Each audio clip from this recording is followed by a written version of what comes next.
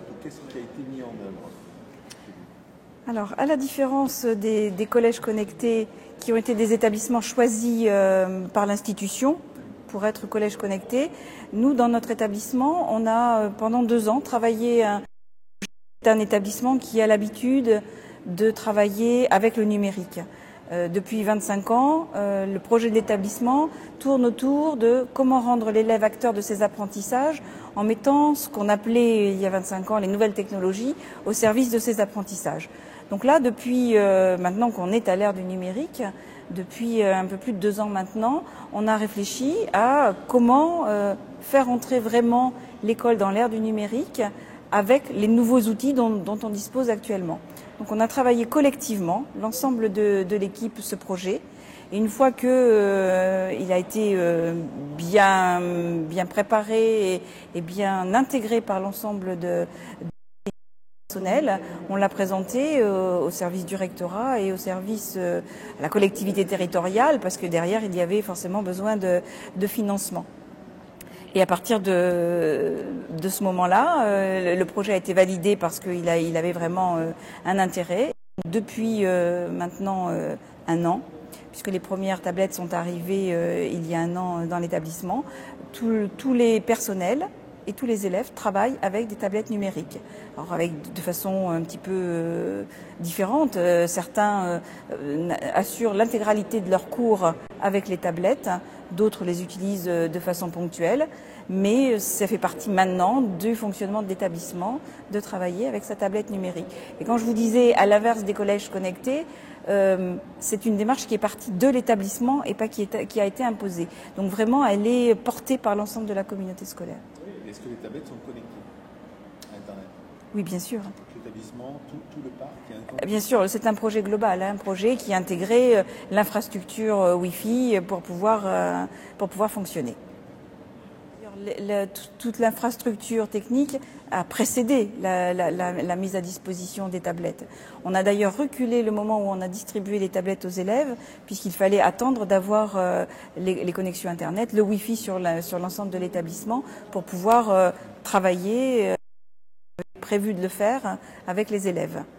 Mais les contraintes techniques, on les a tout de suite, parce que même si ce projet avait été pensé dans sa globalité, avec à la fois le Wi-Fi, mais aussi le débit, on se rend compte que quand toutes les tablettes sont connectées, il y a des problèmes de débit encore qui persistent. Au-delà des problèmes techniques, les usages. Ouais. Donc au-delà de ces problèmes techniques, qu'il faut absolument prendre en compte pour que le projet continue, fonctionne.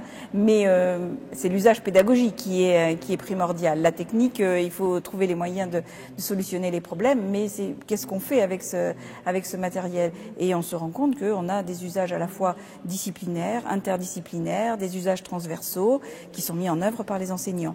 On a créé au lycée une discipline qu'on a appelée TICEM, TICE et médias. Technologie de l'information et de la communication et éducation aux médias. Et en fait, on a pris sur notre dotation globale horaire, c'est pas des moyens en plus qu'on a, et on a créé cette discipline avec des enseignants volontaires qui se sont souvent formés au fil des années au cœur de l'établissement, qui a une culture numérique depuis sa création. Hein. Voilà. Donc les TICEM existent depuis presque 10 ans au lycée, avant ça s'appelait autrement, je passe les détails. Et dans cette heure hebdomadaire pour tous les élèves de seconde, on veille à ce qu'ils s'approprient les outils matériels, la tablette, l'environnement numérique de travail du lycée, notre ENT. On leur apprend aussi, on est une sorte de boîte à outils. Dans les enseignements disciplinaires, interdisciplinaires, les projets élèves, ils ont à faire des vidéos, des émissions de radio, créer des blogs. C'est obligatoire pour tous les élèves de passer par ces productions. Et nous, en TICEM, on est la boîte à outils technique. Autant les enseignants ou les documentalistes travaillent sur les contenus, là, on est un peu, comment prendre en main un logiciel de montage pour monter la vidéo qu'on vient de tourner, comment mettre en ligne une émission de radio sur le site, parce qu'on publie. Et ça m'amène à la troisième particularité de cet enseignement des TICEM, c'est une sensibilisation à l'éthique du net, à l'identité numérique, à toute cette dimension qu'on ne peut pas mettre de côté. Comme on publie leurs œuvres, on réfléchit sur le statut des œuvres, sur le statut des auteurs et le statut des ressources qu'ils utilisent dans leur production. Et on veille à être, lors de ces publications, dans le respect de la loi, ce qui n'est pas facile dans le monde du numérique. Même les enseignants? C'est pas facile pour les enseignants? Non, parce qu'ils sont aussi... il y a l'exception pédagogique, mais... Non, mais l'exception pédagogique, elle ne vaut que qu'au sein de la classe. À partir du moment où on publie sur l'espace public qu'est Internet, on est soumis à la même réglementation que tout le monde. Donc vous expliquez aux enseignants aussi qu'il y a des choses... Oui, je pense que les enseignants sont sensibilisés, parfois même par les élèves plus que par les collègues, puisqu'on est des empêcheurs de tourner en rond pour les élèves la première année quand ils arrivent en seconde. Voilà, oui, mais sur Facebook, je fais ça. On parle aussi de ces réseaux sociaux, hein, puisqu'on en fait aussi un usage pédagogique d'ailleurs. Vous faites une veille un peu pour tout ce qui arrive chez les jeunes et vous en profitez pour en parler? Oui, véritablement. Parce qu'il y a un réseau social par semaine qui sort. Exactement. Alors en même temps, il se passe quelque chose qu'on a évoqué aujourd'hui lors du colloque Écritech, hein. C'est l'appropriation par les adultes des réseaux sociaux. Facebook, maintenant, c'est le réseau social de la classe, de l'adulte, et les élèves les délaissent pour d'autres, hein. On en a découvert, nous, il y a 10 jours, VK, qu'on ne connaissait pas, et sur lequel nos élèves vont. C'est un réseau social où il y a des échanges de fichiers musicaux qui sont possibles, vous voyez, des choses comme ça. Quoi d'autre? On parle du Webfolio? Alors, une autre spécificité du lycée, j'ai parlé des productions que faisaient les élèves, de leur parcours un peu différent dans un lycée différent. Je dis un peu, mais je pense très différent dans un lycée très différent.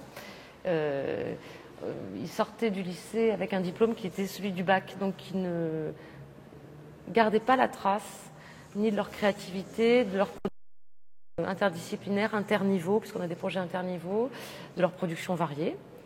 Expositions, vidéos, émissions de radio, blogs, sites internet, voyages, beaucoup de voyages, parce qu'on est aussi un lycée pilote innovant international.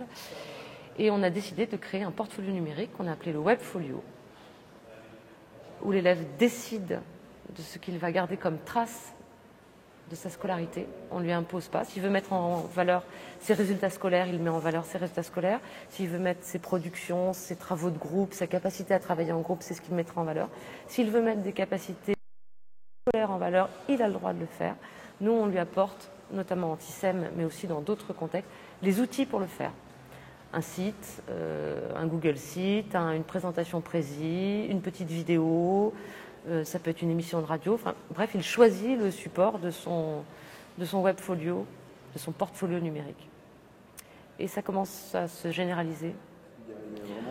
En fait, quand on est en vase clos, on dit il y a ceux qui ne l'utilisent pas du tout, ceux qui l'utilisent beaucoup, et puis après il y a toute la gamme. Et puis quand on va à l'extérieur, je n'ai pas les chiffres, hein, je n'ai pas de données chiffrées, mais je pense que dans l'ensemble, on est une équipe enseignante qui utilise plus le numérique qu'ailleurs et qui ne le sait pas forcément tellement c'est intégré dans certains usages quotidiens.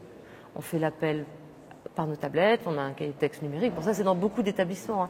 Mais il y a un véritable usage de la messagerie en ligne, de la messagerie avec nos élèves, et puis oui, des supports numériques, hein. On évoquait tout à l'heure le fait qu'il y avait presque plus de manuels numériques, donc déjà c'est vraiment rare. En langue, par exemple, ils utilisent la tablette en vidéo, pour l'usage sonore aussi, hein, mais vraiment de plus en plus. Et je crois qu'effectivement, si on devait faire une moyenne, je ne sais pas, je crois qu'on est une équipe enseignante qui utilise beaucoup le numérique.